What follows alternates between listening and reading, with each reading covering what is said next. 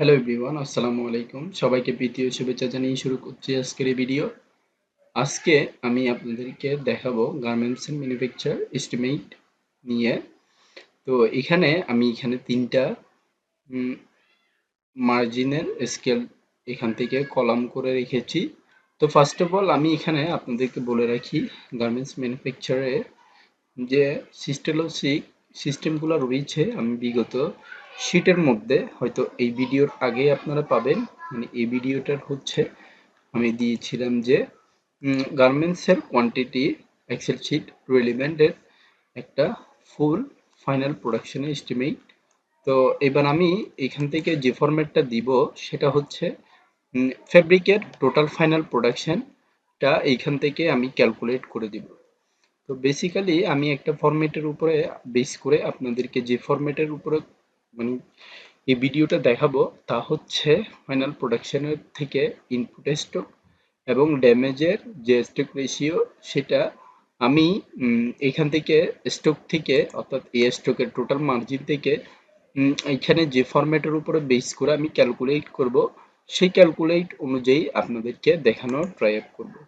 তো তার আগে আমি এখানে বলে রাখি আমার এখান থেকে আমি এখানে টোটাল স্টক যখন বের করব, টোটাল স্টক বের করার পরে আমার এখানে আরেকটা ইনসার্ট কলাম দিতে হবে। অর্থাৎ আমার ইনসার্ট কলামটা একটু বাড়বে।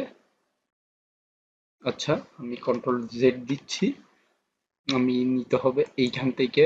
তো আমি এখানে ইনসার্ট কলাম দিচ্ছি যাতে করে আমার টোটাল মানে এই কোটেশনের পরে আমার একটা নতুন মানে একটা টোটাল ফন্ডের মানে একটা বেসিসের একটা ঘর তৈরি হয়ে যায়। তো আমি এখানে সে ফন্ডটা দিব হচ্ছে ইয়ারলি ইয়ারলি স্টক, অর্থাৎ আমার বাৎসরিক যেটা স্টক হবে সেটা সহ আমি মানে স্টকের হিসাবটা এইখান থেকে আমি বের করব।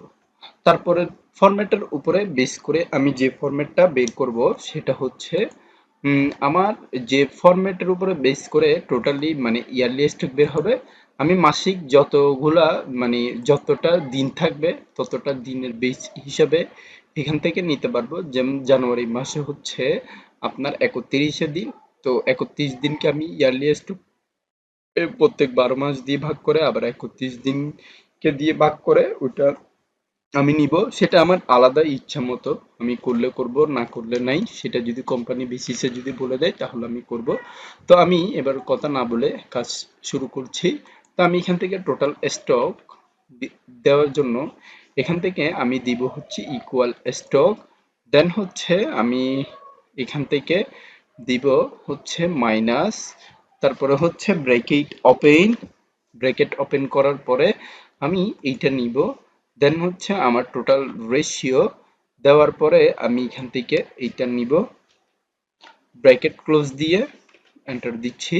তো আপনি দেখতে পাচ্ছেন টোটালি আমার স্টকটা এখানে চলে এসেছে। আমি এখানে পুরোটা টান দিলাম। টোটাল স্টক চলে আসার পরে আমি ইয়ারলি স্টক যেটা কনজিউমারলি আমার এখান থেকে দেখা যাবে। তার জন্য আমি ইয়ারলি স্টক দেওয়ার জন্য আমি পুরো total stock divided 12 then enter. তো এখান থেকে আমি পুরাটা টান দিলাম। টান দেওয়ার পরে আমি এখান থেকে পুরাটা সিস্টেম অনুযায়ী এইখানে আমি পুরো ফরম্যাট অনুযায়ী আমি কাজ করে দিচ্ছি।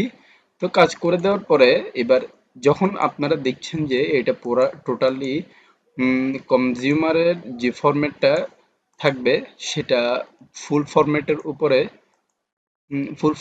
উপরে একদম টোটালি বেসিসের উপরে বেস করে একটা শীট তৈরি হয়ে গিয়েছে।